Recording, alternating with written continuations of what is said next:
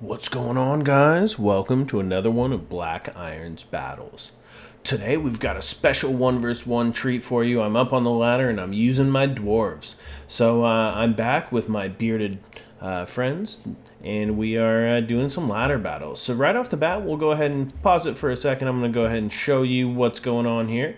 We have one cannon, no chevrons on anything. I actually spent all no chevrons this time, and we've got the grumbling guard right next to the cannon. So because the cannon does, use vigor whenever it fires, I wanted to use the grumbling guard there to keep that aura of vigor to help keep that cannon crew fresh. We've also got two groups of thunderers, and they're guarded by two groups of slayers.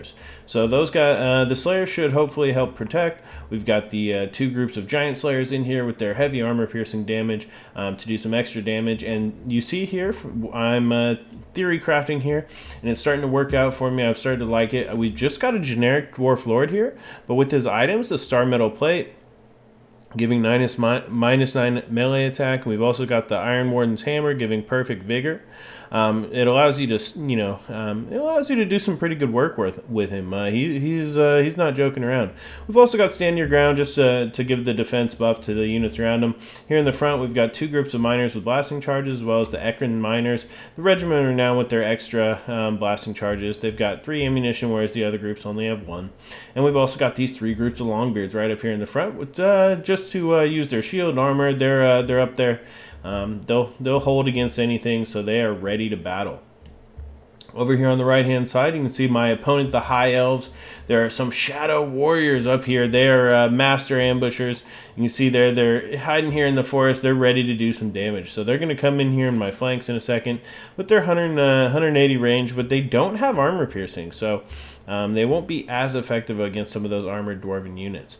Here for the main High Elf army, you can see here he does have, up here on the hill, you can see he's got a noble up here on the horse with that anti-large, which is not as effective against the dwarves who don't have too many large targets. But we've also got a Lariel, the Radiant, and you can see here that he does have, it looks like he's got Earthblood as well as Phos Protection. He's got, he's left Life Bloom, Arcane Conduit, the Stab of Averlorn, and of course the Star of Averlorn.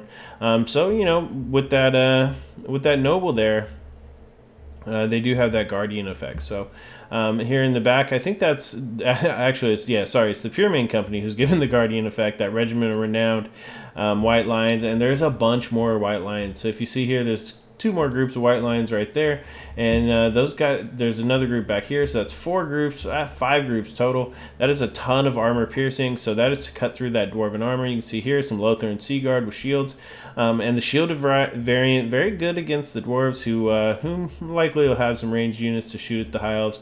We've also got the Scions of Mathlon there, as well as some more Spearmen.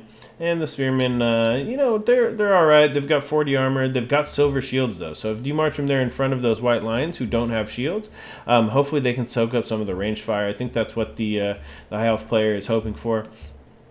But either way, he's going to have to soak up from some ranged fire for sure, because if you play as the dwarves, that's something I'm going to say to everyone.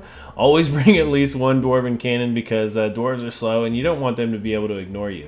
So we're going to go ahead and start taking some shots right off the bat here. You can see we'll follow one of those cannonballs in as it lands right there into a group, and it killed 4 White Lions. So it's not going to kill like a lot of units. And you see this hilly terrain is probably not the best for shooting with cannons, but at the same time, this cannon will definitely make them move up, because if they ignore me, I'll definitely be able to get a few shots on them here and there. At the same time, you see right now, we're going to go ahead and start targeting right at this noble. So you see the noble there on the steed is actually a good target, since he is a large unit. The cannon should be able to hit him as soon as he stops moving, and since he is moving all inside here, inside of the units, even if we miss, we will probably hit a couple. You can see the Pure Main Company down 5 units already. So that cannon fire is actually already starting to draw him in. At the same time here, you can see these Lothar and Seaguard starting to take some shots. And over here on the right, you can see these Shadow Warriors are actually starting to take some shots in here as well, taking some shots at my Thunderers. And since they're shooting at the flanks, I'm not sure that the shield. Oh, you can see them put up their shields, so they're taking some of the shots on the shields. But we are definitely taking some range fire as well from all of our different sides. You can see here on the right, the Slayers are also going to start taking some range fire, and I'm not really sure what to do about it because those guys are they came in there. I was not prepared for that. In the front here, you can see we are using the miners with blasting charges. You can see them tossing charges at this group of spearmen, breaking up that charge and taking us almost half the health off of that group right off the bat. Although it wasn't a lot of models, you can see a lot more charges here coming into this group, the Scions of Mathland. Those spearmen also taking some good damage from the Ekron miners. And over here on the right, I'm gonna have to run these miners away because these white lines of trace will destroy them. Over here on the right, we are going to start trying to take some shots with these Thunders, see if we can't shoot, at some of these Shadow Warriors. We're also going to try to chase one group of Slayers coming in there. You see here, we're also bringing another group of Thunders from over here on the left and the other group of Slayers. So they're shooting all of that range fire in here on top of my cannon. My cannon has already got a chevron, though. You see here, the Noble is actually being routed off the field. All of those miners are holding these units in front like I had hoped. The cannon is still firing. It's pretty much taken out that Noble completely, so it has already paid for itself. That Noble on the steed's very expensive, and as long as we're able to take him out with the cannon, that is definitely great value. Over here on the right, you can see those Shadow Warriors are running away. These Slayers are taking damage while chasing, but they're going to keep them moving. I mean, the speed of those Shadow Warriors is only 38, while we're 40 on the Slayers, so the Slayers will catch them over time. But at what cost? At what cost, my Dwarven brethren? They're dying heavily, but we're taking some shots with Thunderers. But over here on the right, that's a lot of resources, so we're just trying to do whatever we can to tie them up and keep this battle fighting. So the last of my miners are going down here. You can see the units are breaking off, but we've done some pretty good damage so far, and we've kind of kept them off. You can see here we're actually still eager and fresh on this cannon crew, thanks in fact to this group of Grumbling Guard who are standing back here. You've also see Alarielle coming up in here, and she is actually going to start getting in range of these Thunders. The Thunders have been shooting their armor piercing at top of these Pyramid Company and different units like that. Here in the front, you can see all of these Longbeards are going to start to get engaged, and you see they're all right. I mean, Foss protection's on top of the Pyramid Company, and so they're going to cut through these Longbeards pretty quickly, but we're going to go ahead and reinforce them with these Giant Slayers pretty quick here. At the same time, we are going to start getting the Thunders firing right at Oriel, who's going to go ahead and have to pop Earthblood here on the front to keep these units alive. I mean, the Thunderers are doing okay. The Giant Slayers are going to charge in here onto the left. We're going to go ahead and start getting the Grumbling Guard engaged, and go ahead and slow it down just for 1 second. The balance of power is so close. And look over here on the right. So you can see here these Slayers coming in here, flying chops, attacking these Shadow Warriors. You can see Shadow Warriors just flying, sand spraying. Oh man, blood everywhere. That is just nasty. So these Shadow Warriors, when they get caught, but I mean, you see there, they've still got plenty of health, a lot of models left, but we're chasing them with miners, with blasting charges. We've got those Slayers who will fight till the death, and all of the Slayers have chased them off. You can see we've still got these Thunders that you're having like a, a range battle with this group of Shadow Warriors, and those Shadow Warriors are actually doing pretty good damage.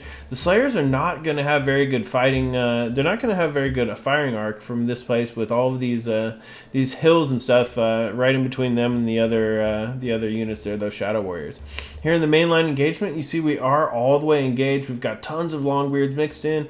We've got a bunch of those Giant Slayers which will fight till the end. And the Giant Slayers are not doing that great because they didn't. There's tons of armor piercing though.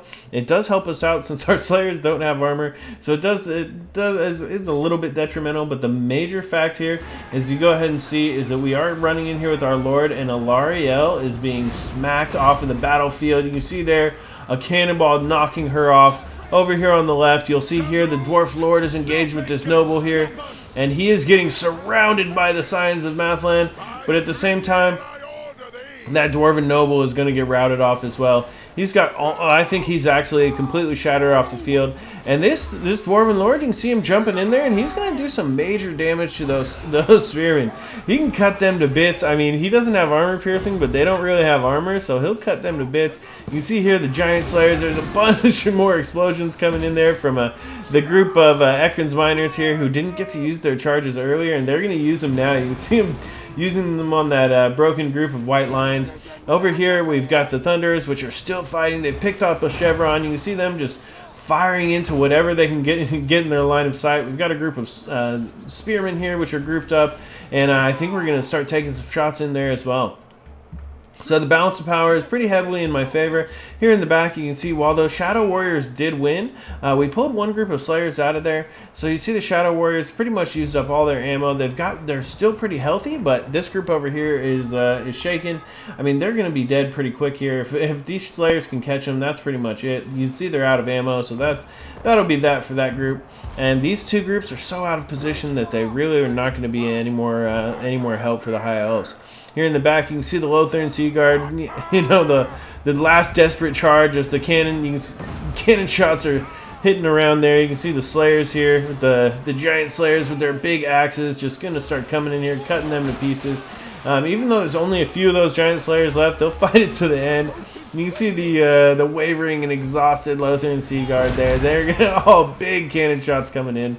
My Dwarf Lord up here, he's doing all right. He's not. There's no trouble. You can see those Lothern Sea Guard are actually down to 16 melee attack when they're in there with that Lord around. So it is, that Dwarf Lord, given that debuff on the melee attack is definitely something helpful if you can get him in there and get him fighting.